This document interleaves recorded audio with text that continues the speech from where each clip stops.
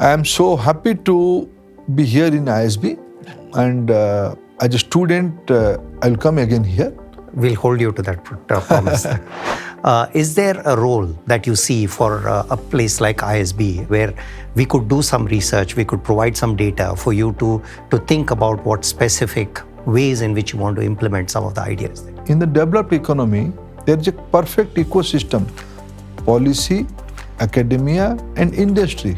In India, all are complementing each other, but it should be in a bigger way. Prime Minister Modi is giving more importance to competence-based education. This is the approach of our government. Yes, subject is important, but competency is much more than that.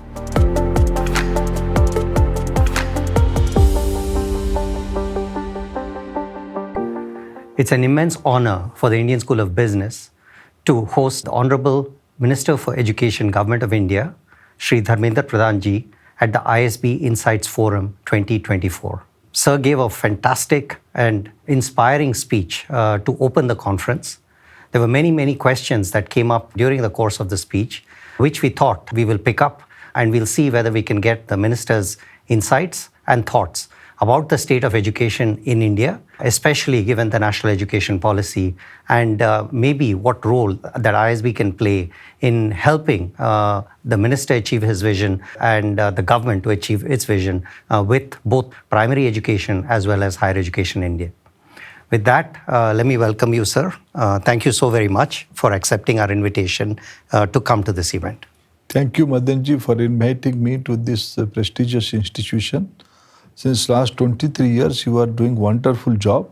And since last 2 years, you are organizing such a initiative you have taken in the forum in name of Insight, showcasing your research work. Research work in a social institution, in a business school, is equally important like research work in STEM institution. For a living society, for a vibrant society, who has an aspiration and ambition to take care of the responsibility of the entire civilization, entire humanity. It must be strongly supported by empirical research by prestigious institution. How the society feels, what is the need, what is the pathway. So I'm thankful institution like ISB is taking care of this area. I'm happy to be part of this conference. Thank you very much, sir. You gave a wonderful example in your speech about how a piece of research inspired you to make a very big change and a very positive change in the lives of millions of people in India. When we took charge in 2014, one day Prime Minister Narendra Modi ji called me, and he has some practical experience and practical approach towards the problem. He assigned me a job. Mr. Pradhan, I have seen my mother who burnt her eyes with polluting cooking fuels. In India, every year, 500,000 women are dying due to domestic cooking pollution. Prime Minister Modi, he himself as a child realized that. When he took charge of the entire country, he found out solution. A sensitive leader can think in that way. When he assigned the job to us, to our ministry, when I come back to my colleague, I put this question, how to do that? What are the challenges? There is a scheme, LPG scheme, 320 million households in our country. Less than half of that population, half the household are having connected to the LPG. What are the bottlenecks? One of the recommendations came to us, given by one eminent professor, late Kirk Smith, who is no more. We lost him during COVID.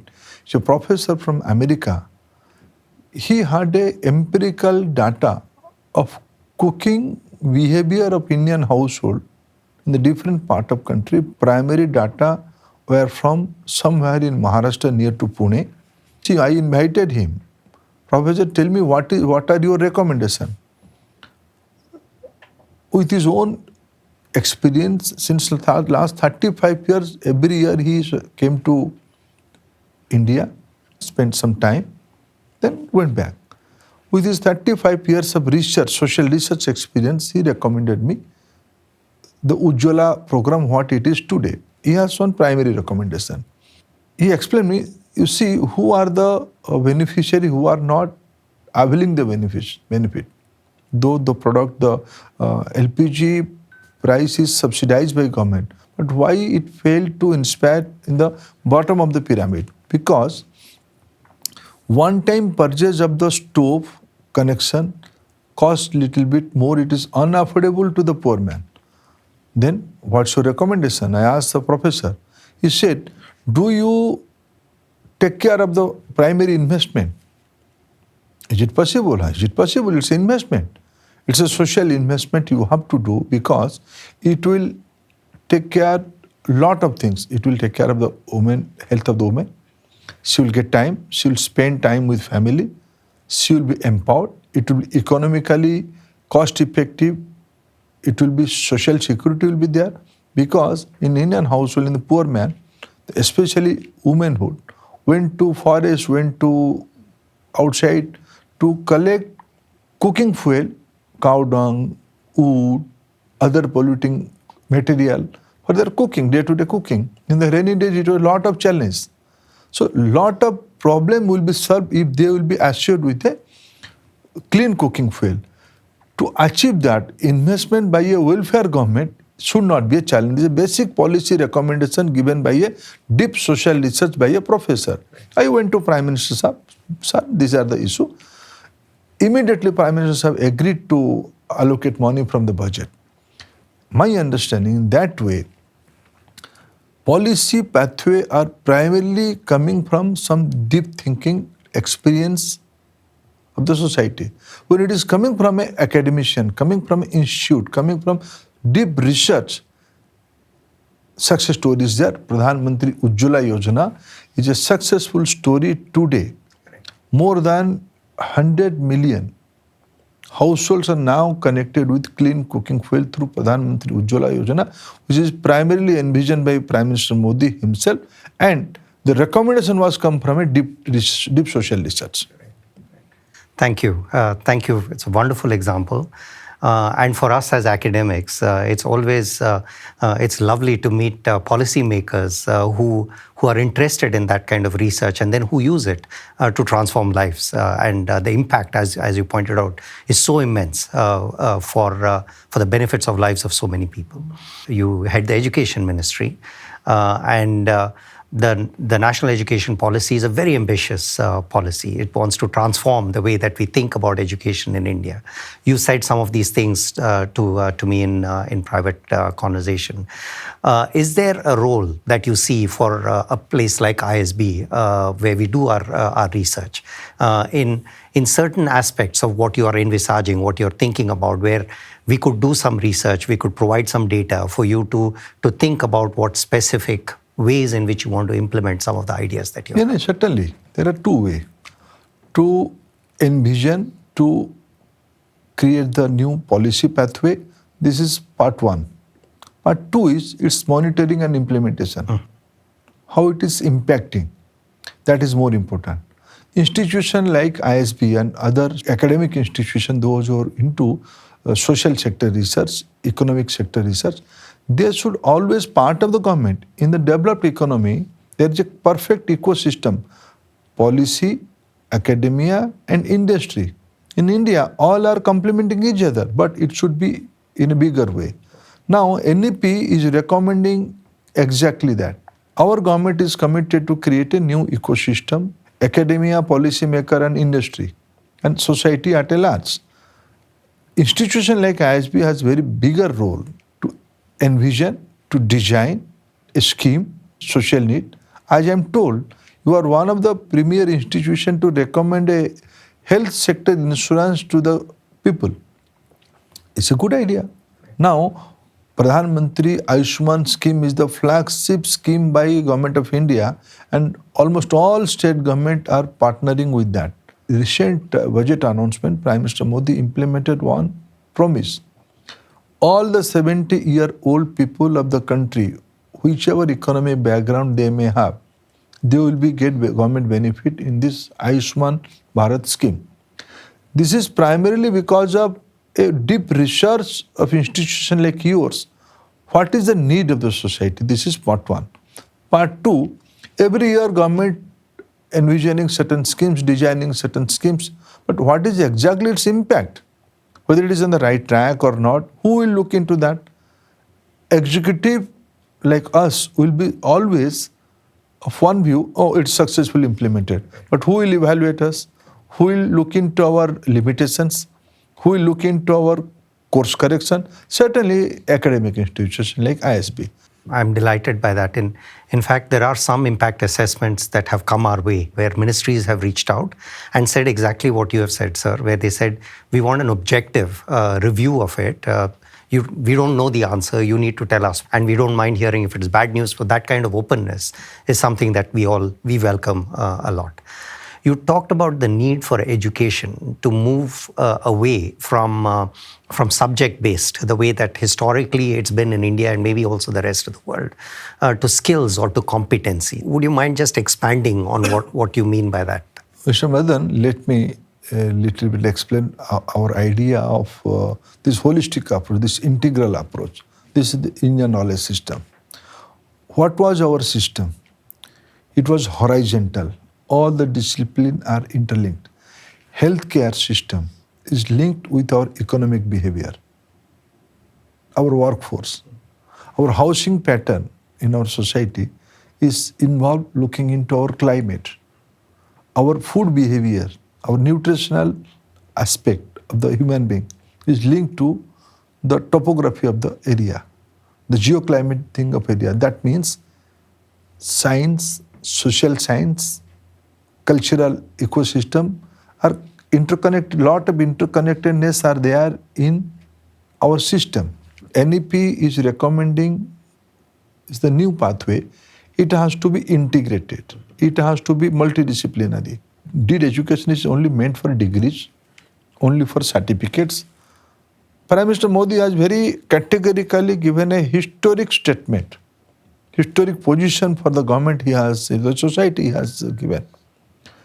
Degree and certificates are important, but competence is much more than that. Skills, upskills, reskill brings us competency. It's a lifelong process. So if you compare between degree and competence, subject and competence, subjective analysis, subjective study you can give you a degree, give you a recognition, but your ability, but your continuity of acquiring new ideas, new things, it will come through your experience and competency. So Prime Minister Modi is giving more importance to competence-based education. This is the approach of our government. Yes, subject is important, but competency is much more than that. It should be learner-centric. Mm-hmm. Why the new idea is self-curated courses should come. Mm-hmm. What does it mean? Because we want to create critical thinker, not rote-based learner. This is a basic difference. You can crack an examination, crack an entrance system, but you can't excel. Right. That's the primary fundamental for me. This is a fundamental approach, two different approach. Right. When you're talking about internationalization, but it's also about saying that we have a history, we have an ethos, and we have a way of studying problems, which probably is in today's world with all these wicked problems, this is the right way to study it. That's the thinking behind what internationalization. Exactly. Okay. Let me explain you one thing. India as a country, Bharat as a country were open to any new ideas. Never in our DNA, open to new ideas, listening to others, listening to the good practices of different parts. It's an inherent nature of Indian civilization. So we are not Semitic, we are not isolated, we can't work in isolation also. But we have a way of thinking. We have a way of thinking, but we have to look into the best practices of present time in the different part of world. If that model will come to us, the best practices of different part, inside or outside of our limitation, our geographical limitation will come. Then, if the Indian thought process will run through that, the best of thing will come out. One final question, sir. We are in the Indian School of Business. What is your prescription that you have for business schools in general and for ISB in particular? I am so happy to be here in ISB, and as a student, I'll come again here. We'll hold you to that promise. Thank you. But for me, just see what will happen in next 25 years. Next 25 is Amrit Kal for all of us. By 2047, India is destined to be one of the developed economy in the world. I can proudly say India will be the growth engine for the global growth. When I'm talking that, we have to create a process, an ecosystem of systemic development. Where from it will come? It will come from a B school. B school of different layer. B school are custodian of creating a strategy, creating a pathway, creating a structural approach to a problem. So India as a society, it's in a DNA, it's in behavior, but certainly it has to be institutionalized. And institution like B school and especially institution like ISB, those who have a young, open and very dynamic in to fulfill our social requirement. So more ISBs should be come out. ISB-led process should come out. Institution has its limitation for its physical growth. But process is important, idea is important. Idea matters, idea works. B school culture. Our IIMs are prestigious institution in our country. Lot of other institutions like ISB are also prestigious. To achieve the developed economy status, to achieve a 2047 target, to achieve the SDG, we have to have a processed approach, structured approach, and B school has a role to play in a bigger way. Thank you. We can assure you on behalf of ISB, we will try to help in whatever manner possible, sir. So please call on us for any services that we can do for you. It's been a real pleasure, sir. Is there any final thoughts that you would want to leave with us? It's been a real honor. It's been a pleasure listening to you both on stage and in informal conversations. So I'll leave you with your final words. The last few hours I'm spending with you, my one expectation will be skilling is not important for us. It will be. But upskilling, reskilling is the real challenge. Okay. Adult upskilling, reskilling is the real challenge. How can we create a pathway for upskilling, reskilling of our existing workforce? To skill the newer generation, now in NAP we have recommended skilling education from class 6 to onward, it will be. But institution like ISB should take responsibility through its deep research, through analysis, the new strategy, new idea, how to create a competence-based society. By next 25 years, ISB has to play a role. My expectation and best wishes with you for that. Thank you very much, sir. Thank you. Thank you. Thank you.